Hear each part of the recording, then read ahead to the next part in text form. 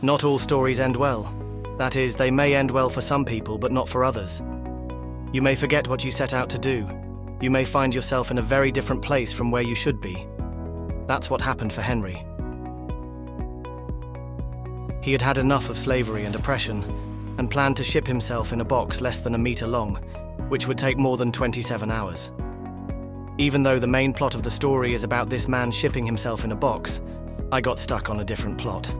You can watch the video and decide where it will end up. Of course, don't forget to like and comment if you like it.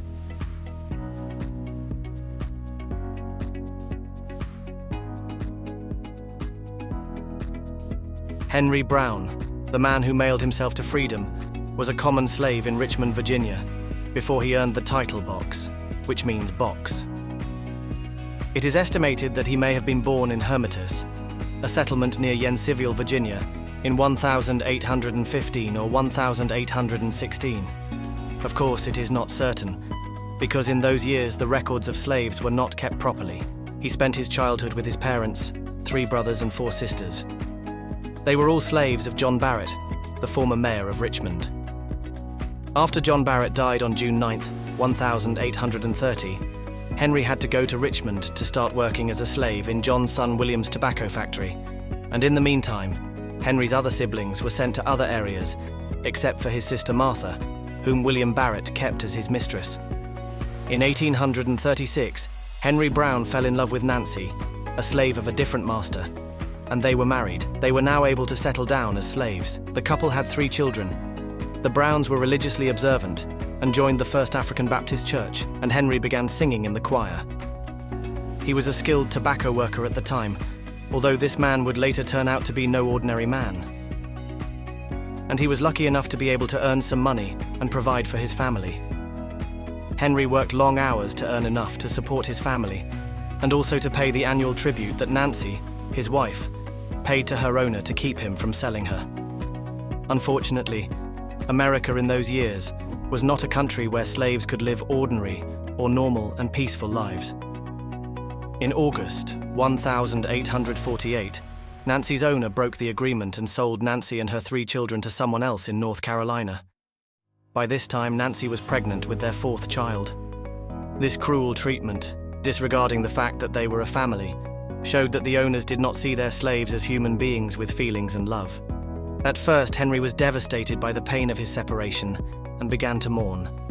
But then he chose not to resign himself to his fate like an ordinary slave, but to devise a plan of liberation. He first turned to James Caesar Anthony Smith, a free man whom he knew from his choral work. James introduced Henry to Samuel Alexander Smith, a shoemaker and gambler who occasionally helped enslaved workers. Alexander Smith was a greedy man. Although he was himself a man of the slave-owning class, he accepted Brown's request for help in exchange for money. The trio then began brainstorming ways to help Brown escape. Henry suggested sending him in a crate to be transported by rail from Richmond to Philadelphia. Even though they agreed on this unthinkable plan, they were also aware of what they might go through in case they were caught or couldn't get out of the box. At least I think Henry did.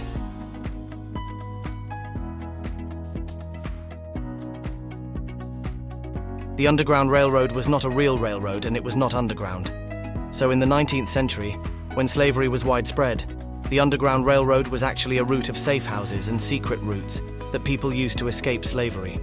It was a series of secret routes and safe houses, usually run by sympathetic abolitionists and free African Americans. It was established by African American slaves as a means of gaining freedom. The Underground Railroad reached everywhere there was slavery. The routes followed rivers, canals, bays, the Atlantic coast, river crossings, roads and trails. In short, hidden lines of transportation, both natural and man-made. Fugitive slaves were guided by people called conductors. Hideouts included private homes, churches and school buildings. These places were called stations, safe houses and warehouses. The people who ran them were called station masters. So this is what the Underground Railroad looked like in a nutshell. Places near ports, free zones and international borders have witnessed many stories of escapes to freedom in the past.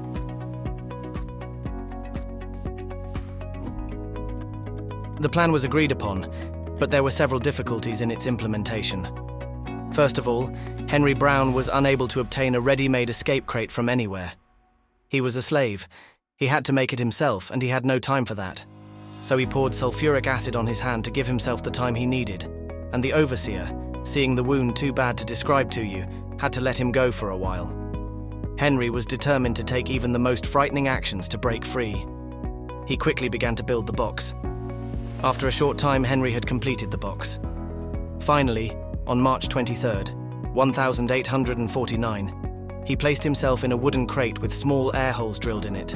The shipping crate was only 90 centimeters long, 60 centimeters wide, and 75 centimeters deep.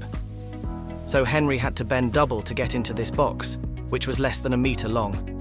The smithies labeled the box dry goods and shipped it to Philadelphia. Henry saw the box as both a tomb and a mother's womb, a place where he could be reborn as a free man.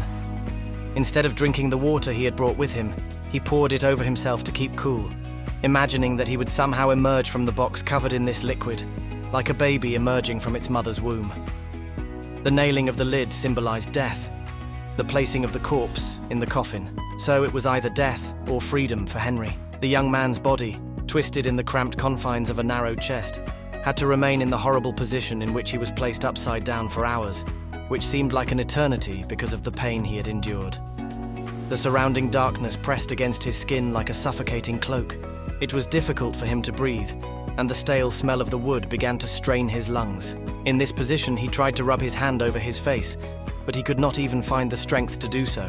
He felt a cold sweat pouring off him, a warning that death was about to end his earthly suffering. But the feeling of freedom from slavery gave him the strength to endure any hardship.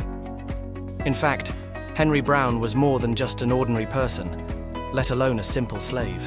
In addition to his talent for singing, he was also a magician with his sleight of hand, which he had developed from an early age. While he was doing little magic tricks like turning a nail into an acorn, he was also trying to come up with ideas on how to make large objects disappear and reappear.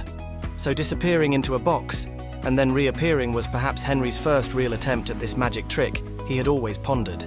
By the time the chief lover's part of the journey was over, Henry had reached the city of Washington. Here he was taken off the ship and placed on a wagon, and after 27 hours of travel, he arrived in Philadelphia. In Philadelphia, the package reached Meckham, the leader of the Pennsylvania Abolitionist Society, at his office. After Henry's trunk was broken open, he emerged from his imprisonment and began to recite a hymn of praise to the Almighty God, to whom he was wholeheartedly devoted. He had overcome death and captivity to be reborn. Now that his escape had been successful, all that remained was to reach his beloved wife and children, who had been sold into slavery. So I think Henry had other plans in mind, even though we might think so. At first, he told his unbelievable story of escape to freedom during a meeting of New England abolitionists in Boston. His inspirational speech touched the audience. As such, this story earned him the nickname Box, the box that was the main material of the escape. He was now Henry Box Brown, and as I said, he was not an ordinary guy. He had a beautiful voice and sang hymns and songs. His emancipation from slavery allowed all his suppressed artistic talents to flourish. So much so that he spent the rest of his life engaged in artistic as well as abolitionist activities. She continued to regularly attend meetings to draw attention to and strengthen the struggle against slavery and to sing hymns. A book of his memoirs was written in the late 1849. He worked with artists such as Jossie Woolcott, and Henry Box Brown's Panorama, which bears the same title as Slavery, was published in Boston on April 11, 1850. It was also exhibited all summer in New England. And a year later, Henry wrote and published his autobiography. So, as the days went by, this man's fame and productivity grew and grew. Around this time, one of the men who helped him escape, Samuel Smith, was caught trying to kidnap another group of slaves and was sent to prison. The other Smith who helped him escape, James Anthony Smith, was still with our Henry. But the two had a bitter argument over these shows and productivity shows and decided to end their partnership. Because what we forgot was that Henry, in addition to all his assertiveness, was still not taking any action for his wife or children. He didn't even try to communicate with the man they were sold as slaves, let alone talk about them. He had become a figure in slavery, so I think he forgot about them a little bit. One of the reasons for James and Henry's argument was that James and Henry had already broken up, and James could no longer recognize Henry, this well-meaning religious man he had helped to escape. His greed for money, his devotion to fame, his lack of remembrance of his family and his failure to try to save them were the main reasons for their separation.